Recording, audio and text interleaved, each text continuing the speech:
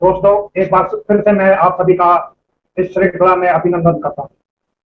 अब जो मैं कंपनी प्रेजेंट करने वाला हूँ वो है JSW स्टील। ये स्टील सेक्टर से है। और ये इसका Q1 फाइनेंशियल ईयर 2023 के रिजल्ट की हम समीक्षा करेंगे। वो करें इससे पहले देखें ये किस सेक्टर से है। ये आयरन एंड स्टील इंडस्ट्री से है।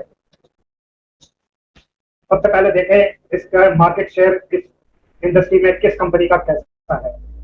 और सबसे पहले मार्केट कैप देखें तो इस इंडस्ट्री का टोटल मार्केट कैप है अप्रोक्सीमेटली 3.5 लाख करोड़ का, जिसमें से JSW स्टील का मार्केट कैप है 41%, 1,65,000 करोड़ के करीब। और टाटा स्टील नंबर 2 पे है 32% के साथ। फिर बाकी छोटी कंपनियां आ जाती हैं, जिंदल स्टील, स्टील एक्सेट्रा। दोस्तों, यहाँ पे अब नेक्स्ट है सेल्स का ऑपरेशन रेवेन्यू।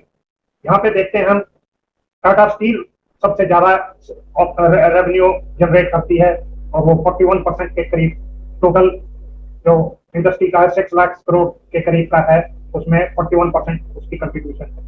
और JSW की 25% के करीब।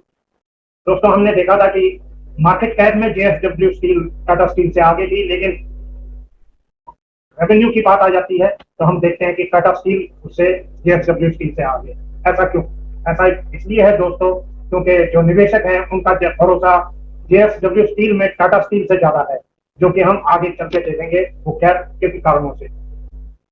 प्रॉफिट में देखेंगे तो इसमें भी टोटल इंडस्ट्री का 88,000 करोड़ है, जिसमें टाटा स्टील 48% के लिए जिम्मेवार है कंट्रीब्यूशन के लिए, वहीं JSW स्टील उससे आधा 24%।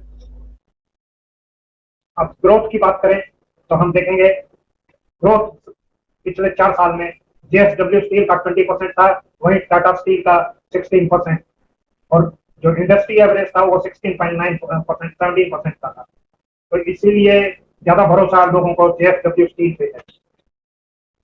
अगर प्रॉफिट ग्रोथ की बात करेंगे लास्ट 4 ईयर्स में, यहाँ पे भी JSW स्टील टाटा स्टील से बाजी मार जाता है। इसके लास्ट 4 ईयर्स में 36% से CGR से बढ़ा है, और वहीं टाटा स्टील का 24% से।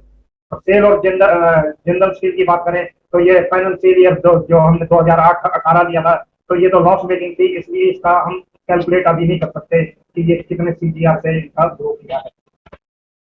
क्वालिटी की बात करेंगे तो net profit margin Tata steel का 17%, JSW स्टील 14%, जिंदल स्टील 13% और सेल 11%। ICR की बात करेंगे तो इसमें ये देखेंगे कि सेल 9 टाइम्स का है ICR, Tata steel 8, Jindal steel 6 और JSW स्टील का 6 है। ये सभी ठीक कह सकते हैं क्योंकि ये इंडस्ट्री एक काफी डेट बर्डन वाली इंडस्ट्री है। रिटर्न ऑन पेड इक्विटी की बात करें तो JSW स्टील 70 टाइम्स अपना रिटर्न देता है इक्विटी पे, वहीं Jindal steel 67, Tata steel 34 times और SAIL 3 times. Return on equity की बात करें तो टोटल इक्विटी पे रिटर्न टाटा स्टील 36% का देता है, JSW steel 31%। Total equity versus total borrowing की बात करें तो देखते हैं कि ये इस फिगर से साफ हो जाता है कि ये काफी डेट बर्डन वाली इंडस्ट्री है। टाटा स्टील का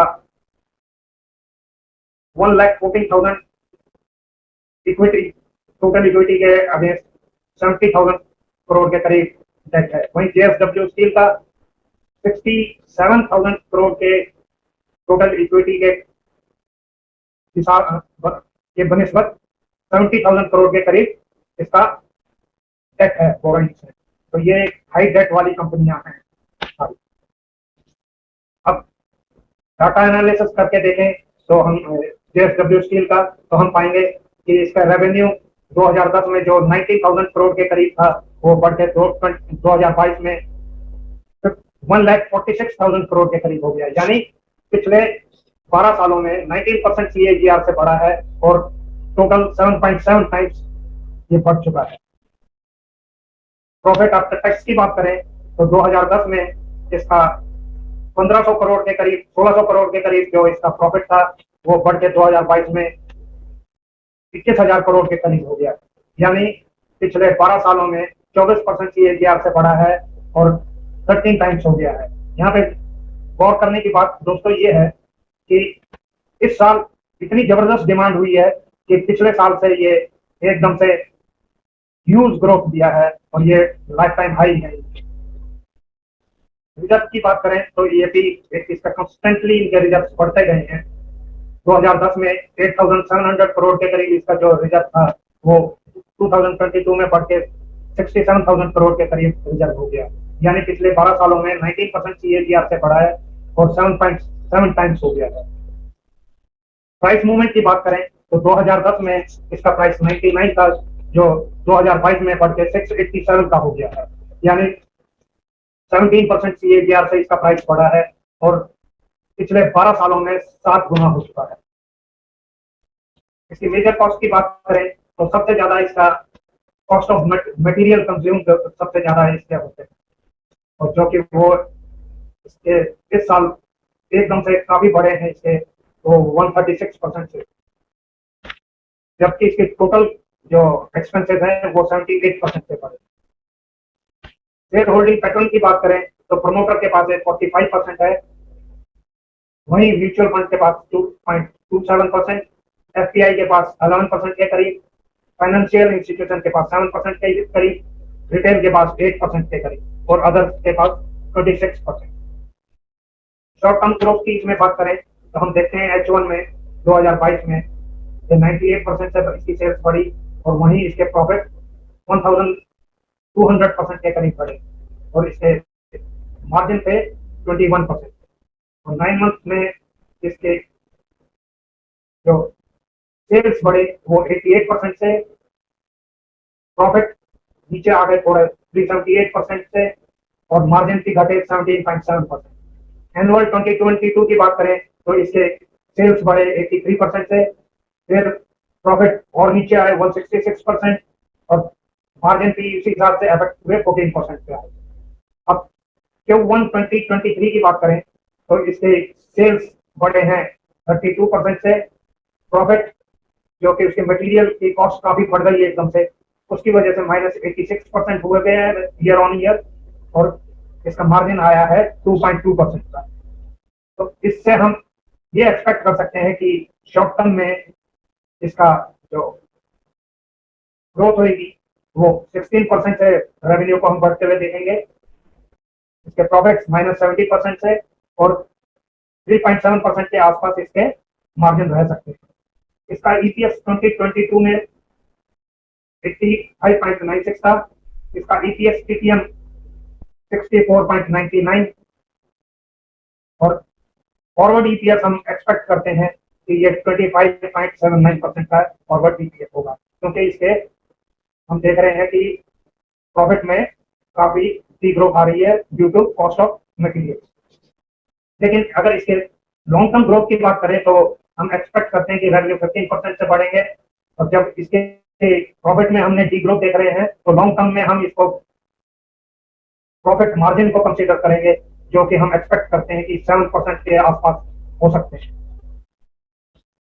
रेवेन्यू एंड प्रॉफिट की बात करें तो 2022 में इसके रेवेन्यू था 1,46,000 के करीब और 21,000 के करीब प्रॉफिट था। हम एक्सपेक्ट करते हैं ये 2023 में 1,70,000 के करीब इसका प्रॉफिट आएगा।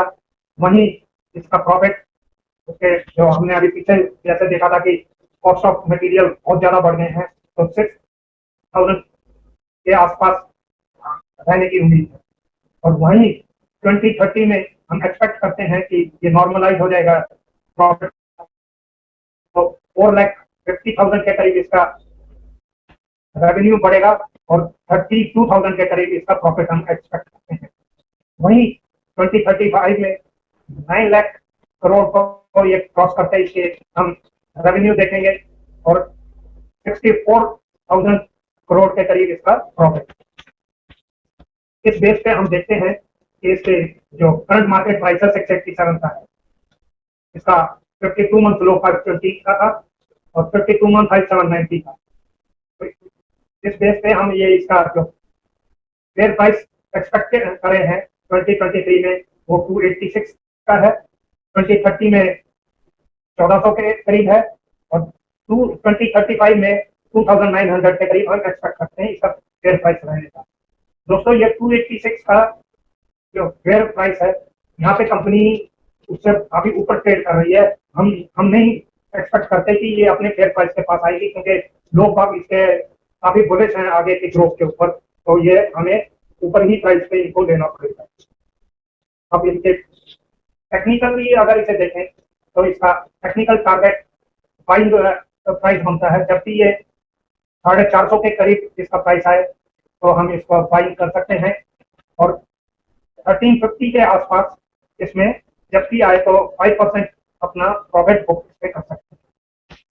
इससे कंक्लूजन ये करते हैं हम, टाटा स्टील इस सेक्टर की एक दूसरी अच्छी कंपनी है, उसमें भी जिसका निवेश है वो उसमें बने रह सकते हैं, लेकिन हम जेएसडब्ल्यू स्टील को उससे ऊपर प्रेफर करते हैं, क्योंकि ये एक कंसिस्टेंट परफॉर्मर रहा है। मार्जिन इस सेक्टर के काफी वोलेटाइल रहते हैं, क्योंकि उनके जो रॉ मटेरियल्स हैं उसके भी काफी डिपेंड करता है क्रूड के और दूसरी वर्ल्ड की उसके डिमांड के ऊपर। हम 1% अपने पोर्टफोलियो का इस पे कम जेएसडब्ल्यू स्टील पे अलोकेट कर सकते हैं। डिस्क्लेमर, ये वीडियो एजुकेशन पर्पज के लिए बनाया गया है, आप अपनी खुद की रिसर्च करें या किसी क्वालिफाइड फाइनेंशियल की एडवाइजर की मदद लें किसी भी बाइंग और सेलिंग करने से। Thank you.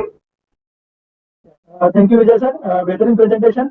और जैसे आपने बताया कि जेएसडब्ल्यू में ब्रेकआउट ऑलरेडी आ चुका था, तो बहुत से जो ट्रेडर्स रहते हैं या टेक्निकल सिर्फ करते हैं वो ब्रेकआउट के बाद लेते हैं। मैं भी खुद वैसा ही करता था, लेकिन सर से जुड़ने के बाद मुझे पता चला कि सेल्स एंड प्रॉफिट में जब ब्रेकआउट आता है तो वो ब्रेकआउट बहुत पहले अपने क्वार्टरली रिजल्ट्स में पता चल जाता है। इसलिए तो हमने क्वार्टरली रिजल्ट्स का ये श्रृंखला रखी, क्योंकि ब्रेकआउट आने से पहले आप अपनी पोजीशन बना लो। तो सर की वजह से काफी सारे हमारे स्टूडेंट है जो ब्रेकआउट से पहले पोजीशन बनाते हैं, और ब्रेकआउट आता है तो वो ऑलरेडी 50% शेयर चल चुका होता है। तो इस बेहतरीन प्रेजेंटेशन के लिए मैं विजय सर का धन्यवाद कहना चाहूंगा। और जैसे सीमेंट के साथ उन्होंने कोलैबोरेशन में जैसा बोला कि जेएसडब्ल्यू बेस्ट कंपनी है इस सेक्टर की, तो बेस्ट कंपनी के ऊपर मैं पीयूष सर का रिव्यू लेना चाहूंगा।